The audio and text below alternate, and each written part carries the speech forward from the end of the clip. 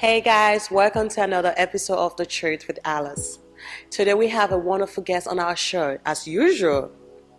But before we introduce this guest, we need to take a break. And when we return, the guest will be revealed. See,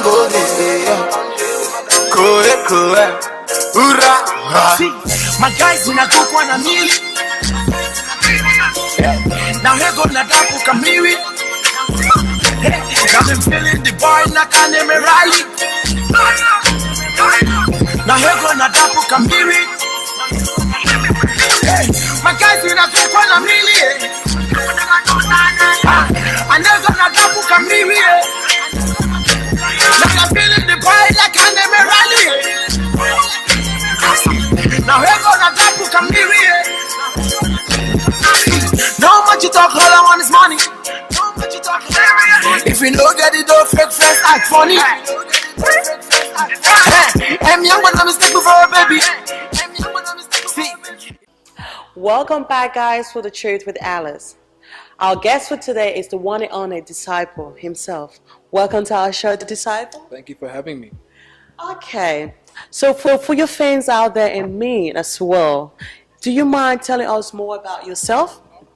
Well, they do call me a gospel singer / artist / preacher, but I'm just a man, second generation Australian, but first generation minister from Ghana, West Africa. English is my first language, Tree is my second language, and I'm raised by a single parent who did everything she could to make ends meet. I don't know how she did it. Was able to raise all her children on her own without help, but she's able to instill the values that I still have today as a Christian. She always put food on the table. She worked about 5 or 6 jobs, never slept, and that's where I get my work ethic from. So moving on to the gospel side of me, where I received Jesus at the age of 15 at a youth camp called Maru. There was about 30 of us in the room. Holy Spirit did his thing. I fell to the ground. I woke up and I realized, you know what? This is exactly what I want to do. I want to go out and preach. I want to sing. I want to inspire. And I want to bring a better Christianity. So within your family, are you the only musician? It's funny you mentioned that. So my older brother, everyone knows as Stash. He started the whole music thing for us. Very big on Apple. So he's always about Apple products. He's got Logic Pro. And my younger sister, who's known as Flex Money, so she's currently DJing at the moment. So we're all just a bunch of musicians. I decided to be a little good boy and, make mum happy, go to church, iron your clothes, go to school. So I went on that road, but I bless my family. They're all good.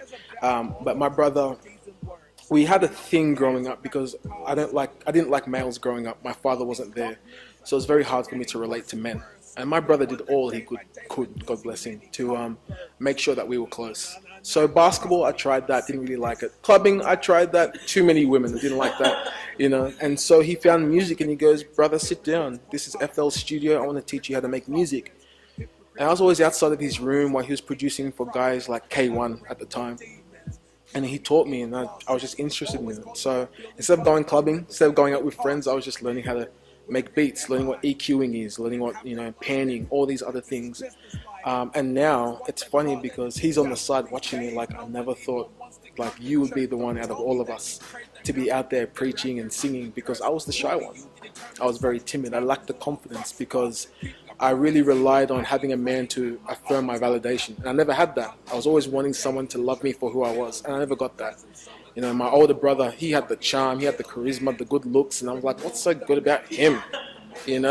I'm good looking too, but, God worked through me to get the confidence I needed to push the gospel out there. So, yeah. Wow, God bless your brother as well. Hey guys, we're just going to take a short break and we'll be back.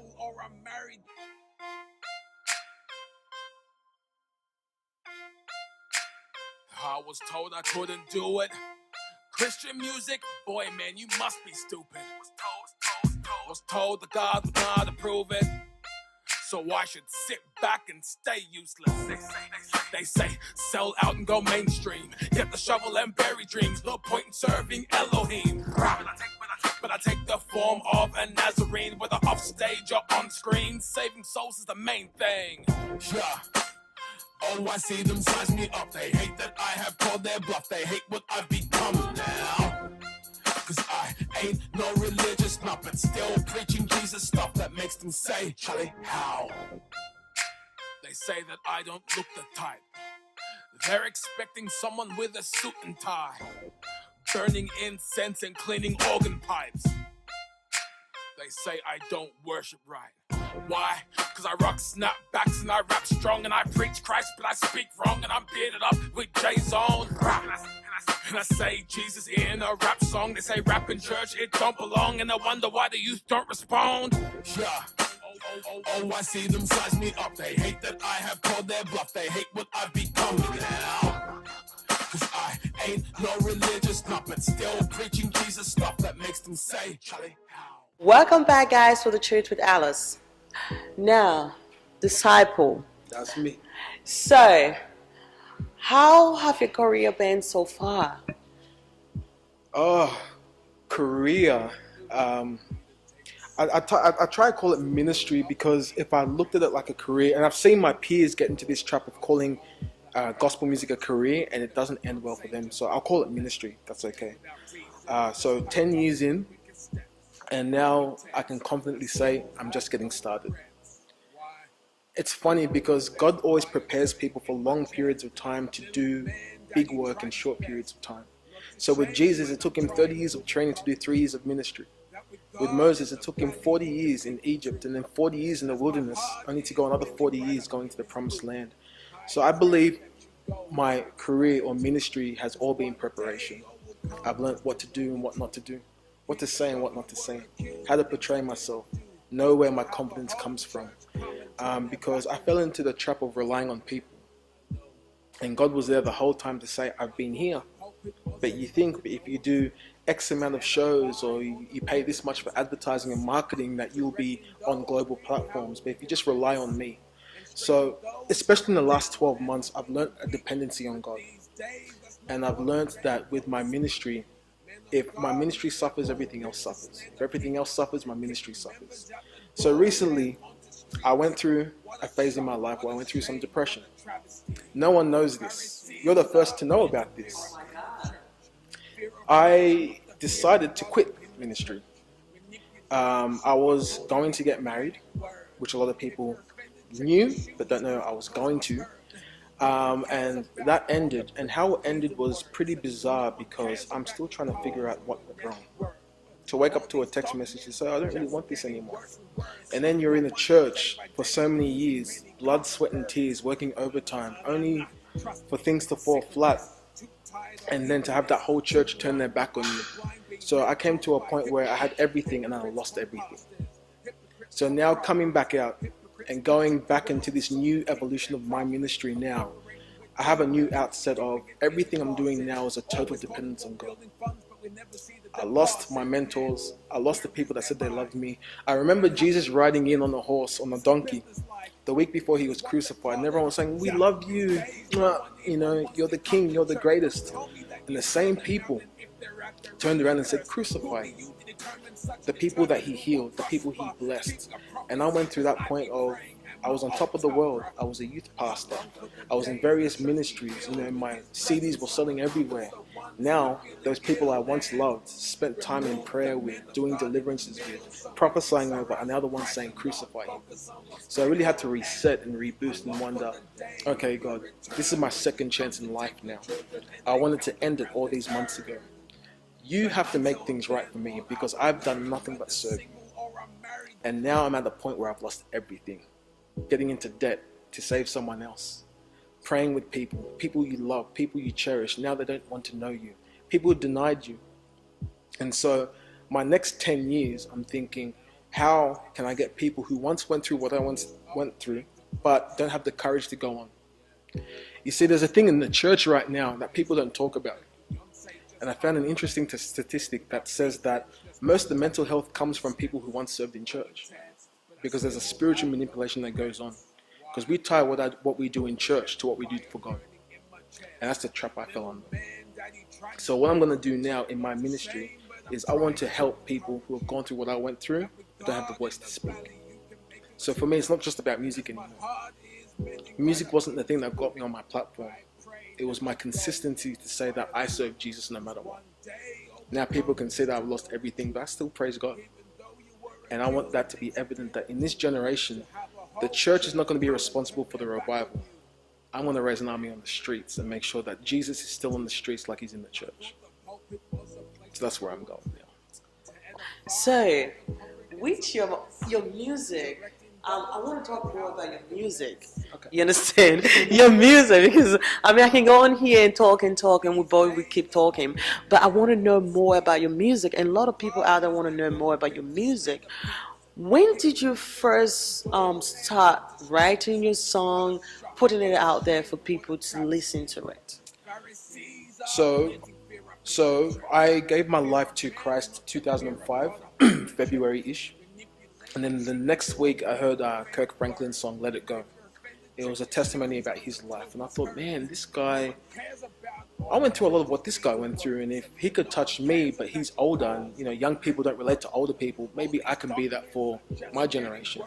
So he talked about the struggles with porn, talked about how he didn't have his father there, talked about not being accepted in the church, talked about all his internal struggles. And I thought, let's call a spade a spade. People are struggling. But the facade with church is that you don't want to show your struggles.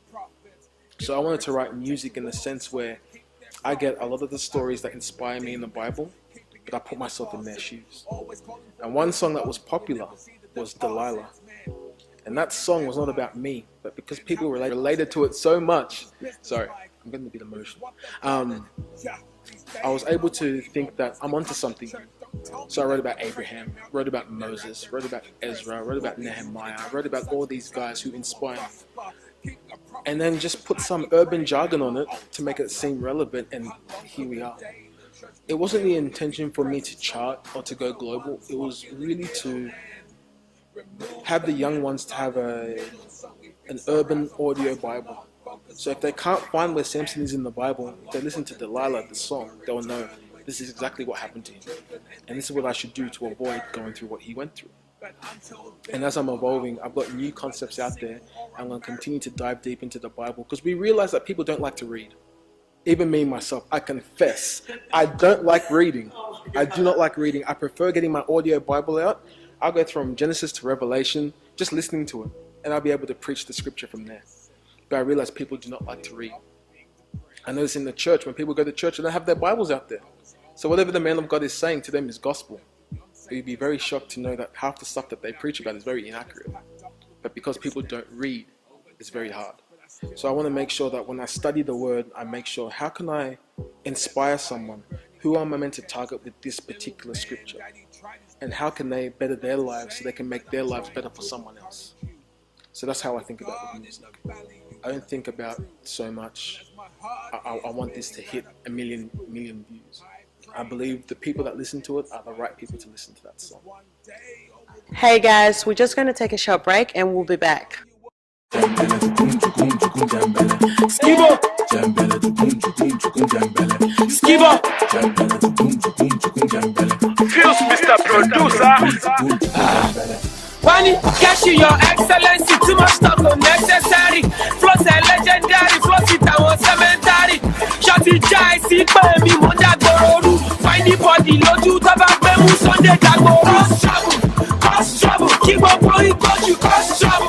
Cause trouble, find the body, Loju, cause trouble, keep on going, cause you cause trouble. Find the body, Loju, cause trouble. Welcome back, guys, for The Truth with Alice. So, Disciple. Hi. Let's talk more about your single, because, let me face you now. Let's talk more about your latest music you just released. So, tell me more about it and tell your fans more about it. So it's called Memoirs in the Valley. And how it came about, everyone knows I was silent for a very long time. It's like Charlie Howe and a couple of small singles, and I just disappeared. And I went through a lot of personal stuff, which I'd said earlier. And how it came about was, it was supposed to be a response to what was, I guess, allegedly said that I did. Long story short, something was said about me while the man of God was preaching, which caused the whole church to turn their back on me. And I said earlier, these are the same people you pray with and you encourage, being the youth pastor there and everything like that.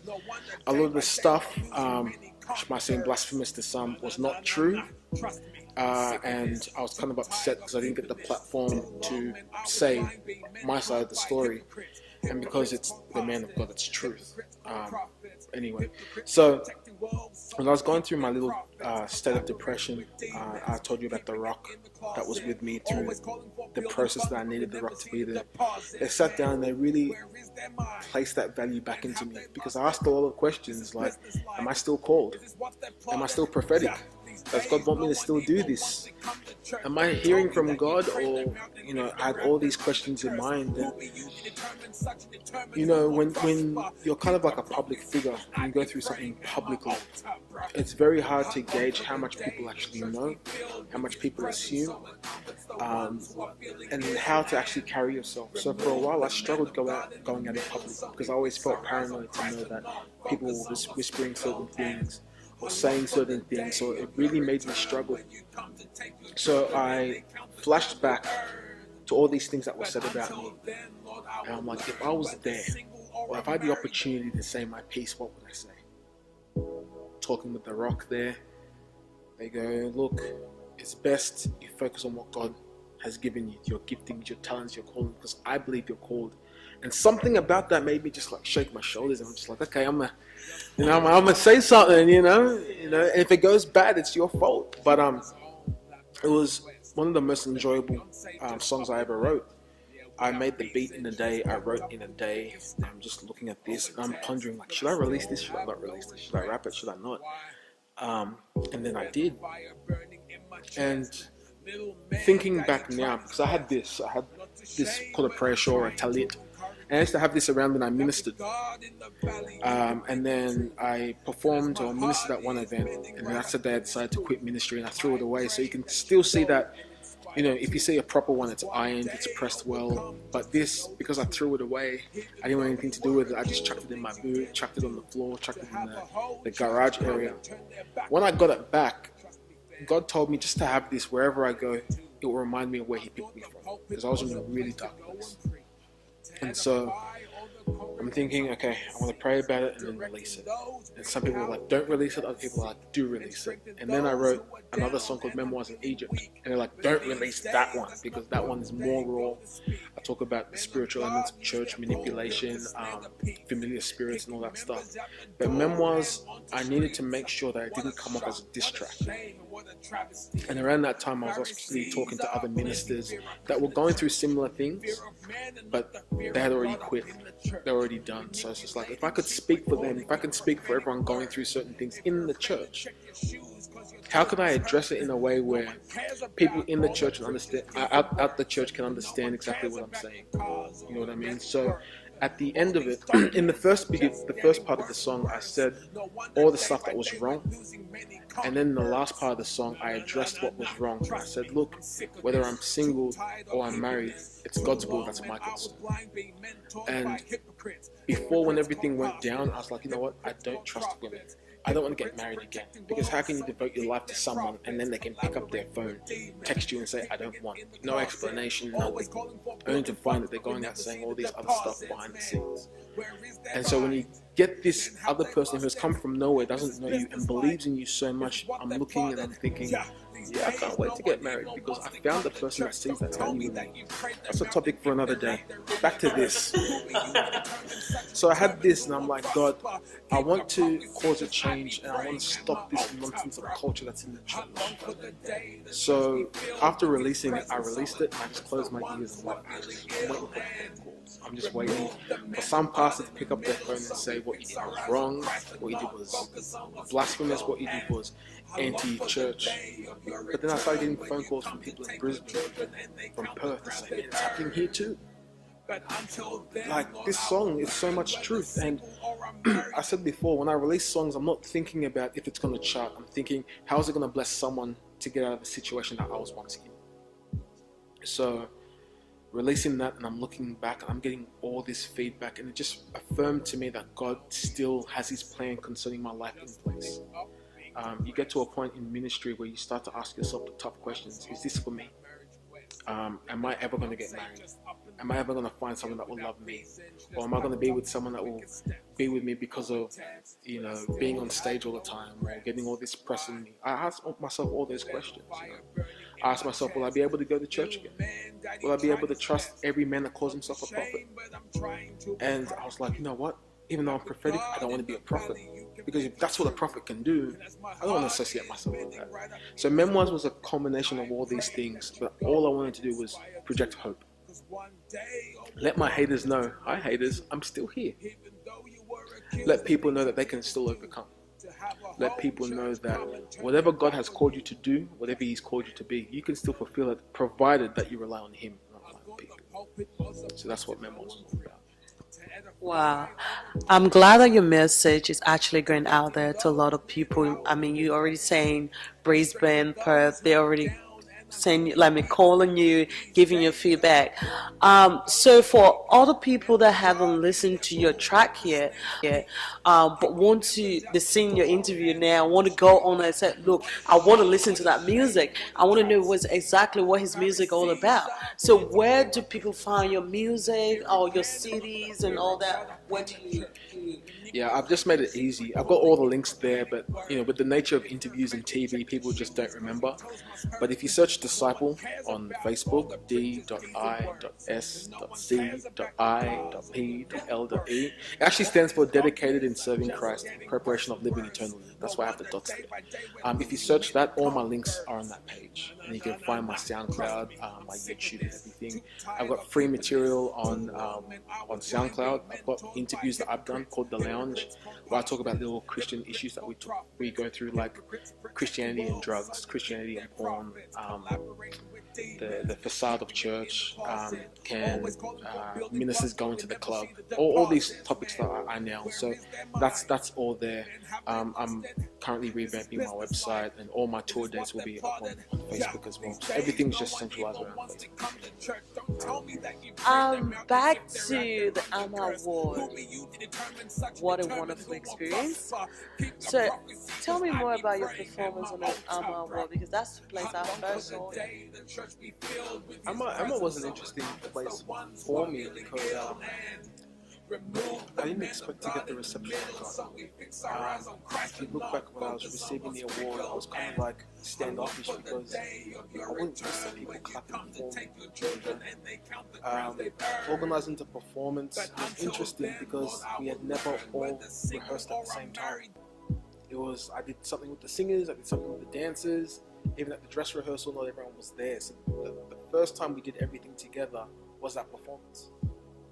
So we thank God that it actually went well.